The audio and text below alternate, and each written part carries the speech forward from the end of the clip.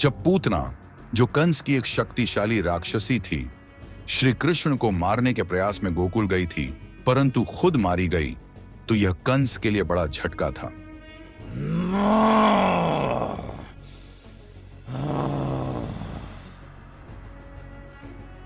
कंस को अपनी मृत्यु का डर सताने लगा।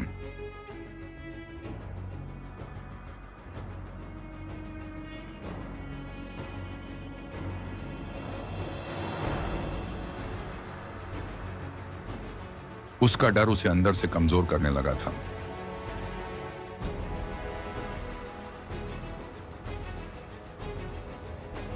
लेकिन उसका अहंकार उसे लगातार और षड्यंत्र रचने के लिए प्रेरित करता रहा। कंस ने तय किया कि वह श्री कृष्ण को खत्म करने के लिए और अधिक शक्तिशाली राक्षसों को भेजेगा। कंस ने अनेक राक्षसों को गोकुल भेजा। उनमें से एक था शक्टासुर, जो श्री कृष्ण का वध करने के उद्देश्य से गोकुल आया।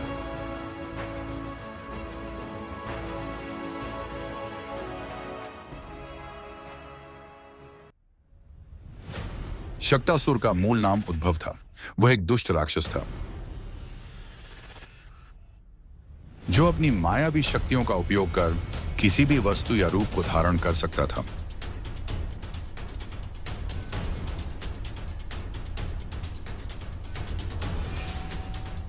वह पहले स्वर्ग का एक शक्तिशाली और अहंकारी योद्धा था।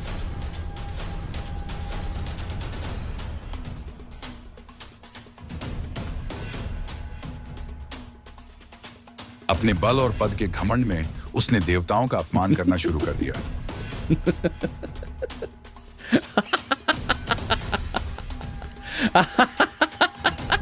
एक बार उसने महर्षि अंगिरा के यज्ञ को बाधित कर दिया और देवताओं के द्वारा किए गए कार्यों को तुच्छ समझा। गुस्से में आए महर्षि अंगिरा ने उसे श्राप दिया, तू इतना क्रूर और अहंकारी है कि तुझे अपने रूप और बल पर घमंड है। जा, तुझे एक निर्जीव वस्तु का रूप धारण करना होगा और तभी तुझे मुक्ति मिलेगी, जब स्वयं भगवान श्री कृष्ण तेरा उद्धार करेंगे। श्राप के प्रभाव में शक्टासुर का मन दूषित हो गया और वह कंस के पक्ष में चला गया।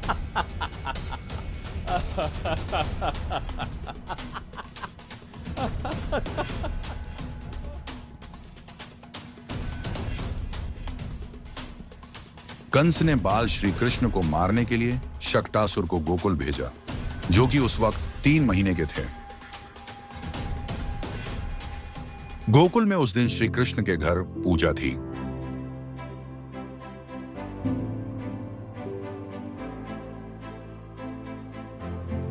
पूरे गांव के लोग नंद बाबा के घर आए हुए थे, इसलिए घर के अंदर काफी भीड़ और हलचल थी।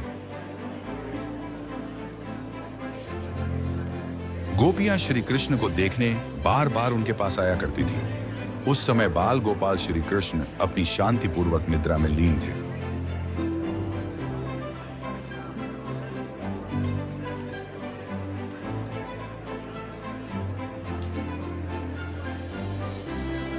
यशोदा माता चाहती थी कि कान्हा को आराम मिले और कोई शोर शराबा उनकी नींद में बाधा न डाले।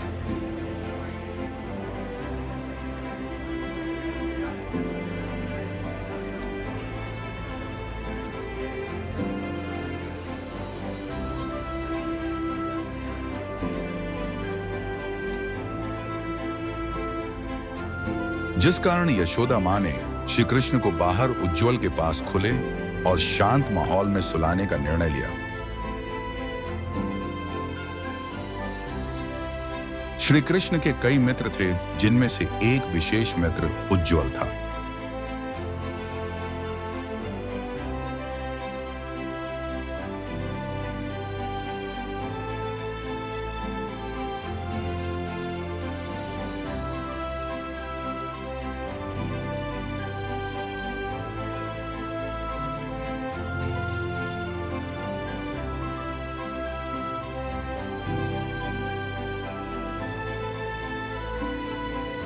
वह बेहद कल्पनाशील था।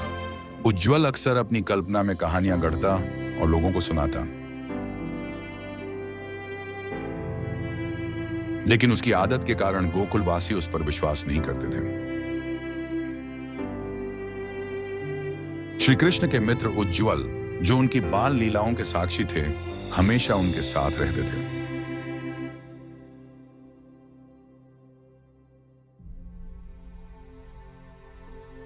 यशोदा मां को इस बात का भी विश्वास था कि उज्ज्वल उनकी देखभाल करेंगे।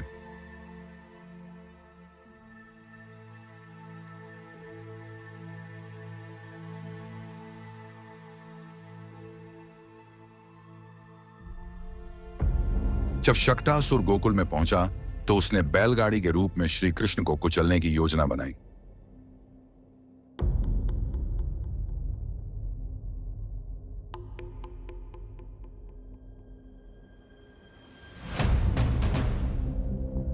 वह पास ही खड़ी एक बैलगाड़ी के अंदर छिप गया।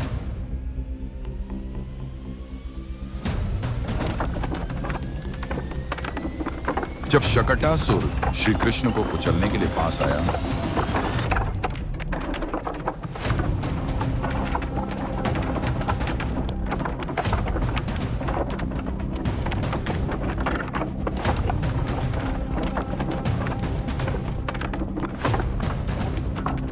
तो श्री कृष्ण ने अपने छोटे छोटे पैरों से बैलगाड़ी को लात मारी और बैलगाड़ी चकनाचूर हो गई। और इसी के साथ भगवान के चरण स्पर्श से उसका उद्धार हो गया और वह अपने पूर्व जन्म के पापों से मुक्त होकर परम धाम चला गया। बैलगाड़ी के टूटने की आवाज सुनकर सब गोकुलवासी भागते भागते श्री कृष्णा को देखने उनके पास आए।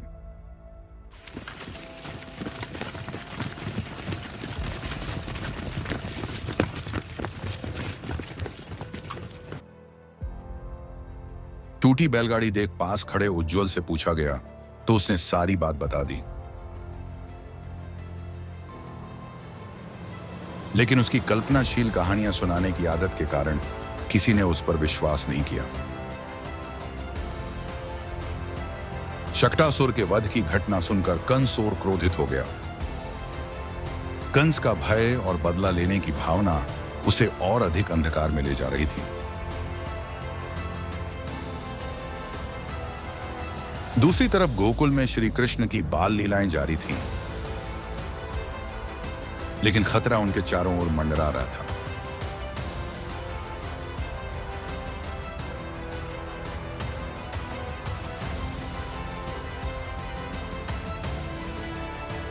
कंस की अगली चाल क्या होगी?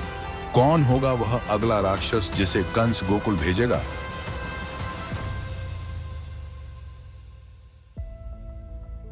और क्या श्री कृष्ण अपनी दिव्यता से इन खतरों का सामना कर सकेंगे?